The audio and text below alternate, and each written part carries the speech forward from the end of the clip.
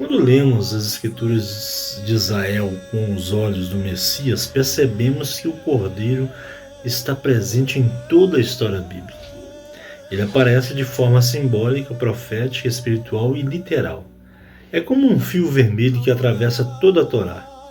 Os Nevim e os Ketuvim revelam que o propósito eterno de Adonai é a redenção. Em Bereshit, no Monte Moriá, o Eterno proveu um carneiro em lugar de Itzaque. Em Shemot, o sangue do cordeiro marcou as portas de Israel. Em Vaikra, o sangue cobriu o altar para expiar o pecado. Em Esheiahu 53, o servo do Senhor é comparado a um cordeiro que vai ao matadouro. E finalmente em Yohanan 1:29, João Batista exclama: Eis o Cordeiro de Deus que tira o pecado do mundo. Tudo aponta para uma linha contínua da revelação. O Cordeiro de Deus é o plano de Adonai desde o princípio. O livro de Êxodo nos dá uma das imagens mais claras desse mistério. A Persa, a Páscoa, é o ponto de transição da escravidão para a liberdade. O Eterno ordenou que cada família tomasse um cordeiro de 1 ano sem defeito, macho, e o sacrificasse ao entardecer. O sangue seria posto nas portas e a carne deveria ser comida apressadamente, com pães ázimos e ervas amargas. Naquela noite o anjo da morte passou pelo Egito, mas quando via o sangue passava por cima. A palavra persa significa literalmente passar por cima, ou proteger. Esse ato físico tinha um significado espiritual profundo. O sangue do cordeiro se tornava o sinal da aliança, a marca da proteção, o selo da vida. Quando olhamos para Yeshua, vemos que ele sempre entrega exatamente no tempo da Páscoa. Ele é o Cordeiro de Persa. O apóstolo Shaul escreve em 1 Coríntios 5: Porque Cristo, nossa Páscoa, foi sacrificado por nós. Nada disso é coincidência, é cumprimento profético. A data, o símbolo, o ritual, tudo foi desenhado pelo Eterno para apontar para seu filho.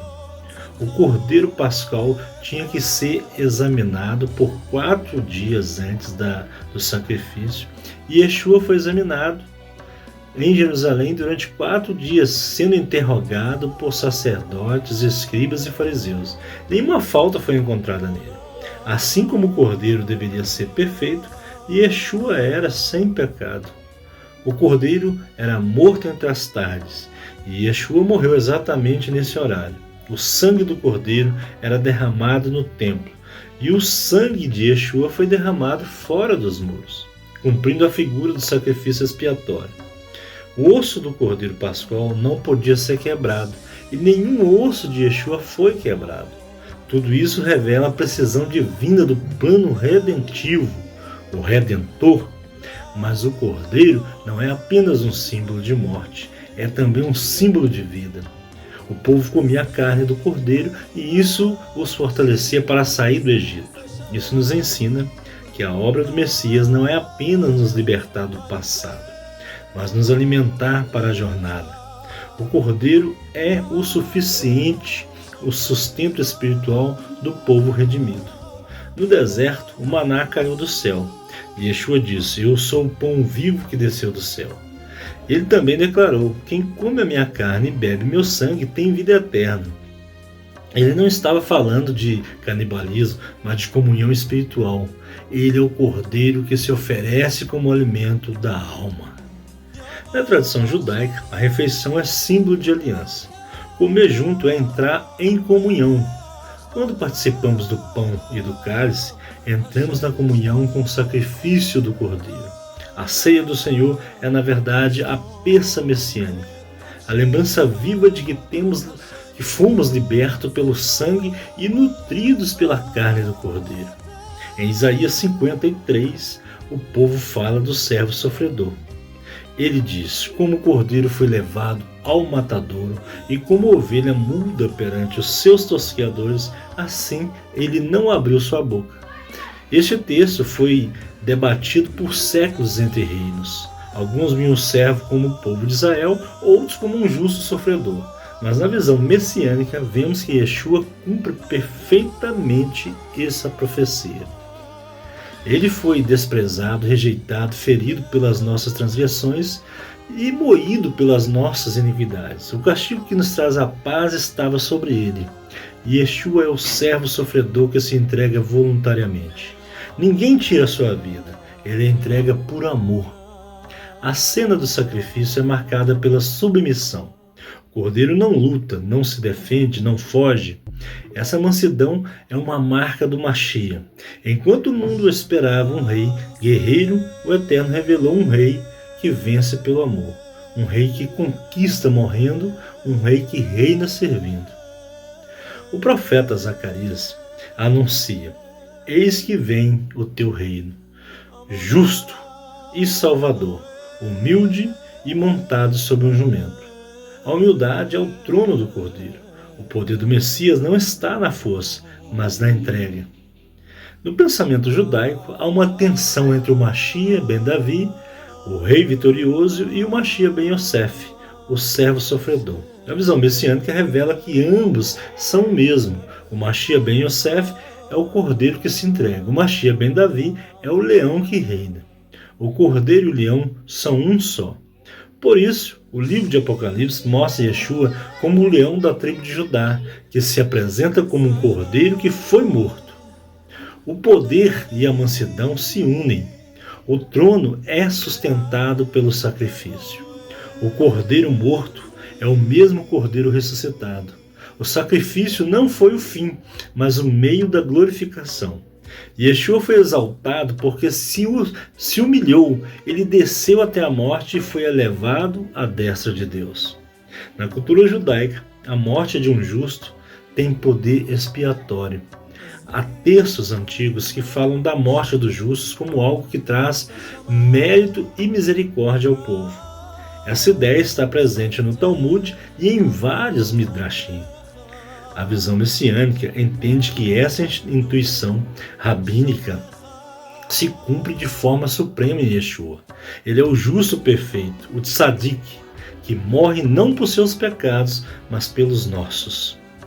Ele é o cordeiro inocente que assume a culpa de muitos. Ele é o substituto divino. No altar do Calvário, o amor de Deus e a justiça de Deus se encontram. O pecado exige juízo, mas o amor oferece redenção. No Cordeiro, a ira e a graça se abraçam. O sangue que foi derramado na cruz não é apenas o sangue de um mártir, é o sangue do pacto eterno. A Brit Hadashah, a nova aliança, foi selada com o sangue do Cordeiro.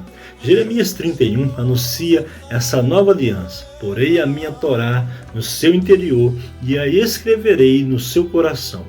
E Yeshua é o mediador dessa aliança.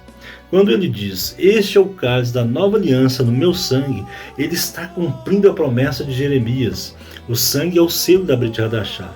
Por isso, o escritor aos Hebreus afirma que sem derramamento de sangue não há remissão de pecados. O sangue de animais cobria o pecado temporariamente. O sangue do Cordeiro de Deus remove o pecado eternamente.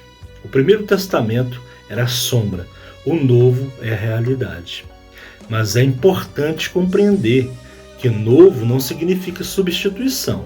Na visão messiânica, a Brit Hadashah é o cumprimento da aliança anterior, não o seu cancelamento.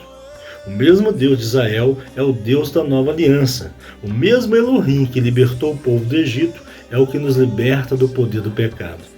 A Torá e o Evangelho não se contradizem, se completam. E Yeshua disse, não penseis que vim abolir a Torá ou os profetas. Não vim abolir, mas cumprir. Ele é o cumprimento de cada letra, de cada símbolo, de cada sombra. O Cordeiro é a essência da Torá. O objetivo da Torá sempre foi conduzir o homem a uma vida de santidade e comunhão com o Eterno. Mas o homem, por causa do pecado, não conseguiu cumprir a Torá perfeitamente. O Mashiach vem como aquele que cumpre em nós o que não poderíamos cumprir em nós mesmos. Ele viveu uma vida de obediência perfeita, sem pecado, e se ofereceu como sacrifício que satisfaz a justiça divina. Por isso, Shaul escreve: a finalidade da Torá é o Messias, para a justiça de todo aquele que crê. O sentido não é o fim do tempo, mas a plenitude. O Messias é a finalidade, o propósito, o alvo da Torá. Yeshua é o Cordeiro perfeito, o sumo sacerdote eterno e o altar vivo. Nele tudo se completa. Cada vez que um judeu fiel no templo oferecia um cordeiro, um eco espiritual era enviado ao trono de Deus, apontando para o sacrifício final. Quando o Cordeiro Eterno foi oferecido, o ciclo se encerrou, o véu se rasgou, o acesso foi aberto. O Cordeiro de Deus não é apenas o centro da história, é o centro da eternidade. E cada vez que olhamos para ele, compreendemos mais profundamente o amor do Eterno. Yeshua não veio para criar uma nova religião, ele veio para restaurar o relacionamento perdido, ele veio para revelar o coração do Pai, ele veio para mostrar que o amor de Deus é mais forte do que o pecado, mais forte do que a morte e mais forte do que o inferno. O Cordeiro foi morto antes da fundação do mundo. É o mesmo que reina eternamente. Ele é o Aleph e o Tav, o princípio e o fim. Nele todas as coisas subsistem. E se o universo foi criado sob o sacrifício do Cordeiro, isso significa que toda a criação é sustentada pela graça. Cada respiração, cada nascer do sol, cada batimento cardíaco é fruto da misericórdia que flui do trono do Cordeiro. A visão messiânica nos ensina a ver Yeshua não como fundador de algo separado de Israel, mas como cumprimento da esperança de Israel. Ele é o Mashiach prometido aos patriarcas, anunciado pelos profetas e revelado aos discípulos. O Cordeiro Eterno é o elo entre a antiga aliança e a nova. Ele une o passado e o futuro, o céu e a terra, Israel e as nações. Shabbat Shalom. Que o Eterno te abençoe e te guarde, em nome de Yeshua. Yevarech Adonai veshmerecha, Yair Adonai panavelecha viruneca, Issa Adonai panavelecha venhasem lecha. Shalom.